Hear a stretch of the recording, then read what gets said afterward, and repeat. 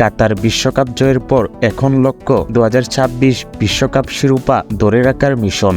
আর এই লক্ষ্যে মাঠে নামবে আলবিসেলেস্তেরা। দল গুছাতে ব্যস্ত কোচ লিওনেল স্কালোনি। তবে এই মিশনের আগে দলের অন্যতম বড় তারকা অ্যাঞ্জেল ডি মারিয়াকে নিয়ে চলছে নানা জল্পনা কল্পনা।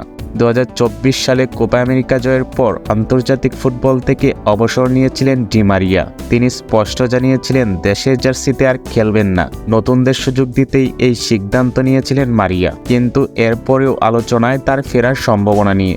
এবার এই আলোচনায় যোগ দিয়েছেন আর্জেন্টিনার 1978 বিশ্বকাপ জয়ী কিংবদন্তি গোলরক্ষক ওবালদো ফেলোল। তিনি মনে করেন ডি মারিয়ার এখনও জাতীয় দলে প্রয়োজন আছে। ওবালদো ডি মারিয়াকে 2026 বিশ্বকাপে দেখার প্রবল ইচ্ছা প্রকাশ করেছেন। মারিয়া বর্তমানে নিজ শহর রোজারিও সেন্ট্রালের হয়ে খেলছেন। 38 বছর বয়সেও তিনি দুর্দান্ত ফর্মে আছেন। আর্জেন্টিনার ঘরোয়া লিগে নিয়মিত গোল করছেন, দলের নেতৃত্ব দিচ্ছেন।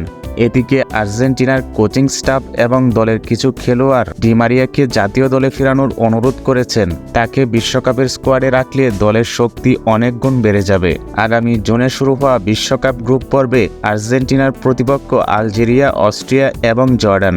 শিরোপা ধরে রাখতে মেসিদের দলের ভারসাম্য খুবই গুরুত্বপূর্ণ। আর ডি মারিয়ার মতো অভিজ্ঞ খেলোয়াড় দলের এই ভারসাম্য বজায় রাখতে সাহায্য করতে পারেন। তবে অ্যাঞ্জেল ফিরবেন কিনা তা নিয়ে ভক্তদের মধ্যেও দ্বিধাদ্বন্দ্ব রয়েছে। কেউ মনে করেন সম্মানের সাথে জাতীয় দল থেকে বিদায় নিয়েছেন, তাই আর ফেরার প্রয়োজন নেই। আবার অনেকেই মনে করেন বিশ্বকাপ জিততে হলে ডি মারিয়াকে প্রয়োজন।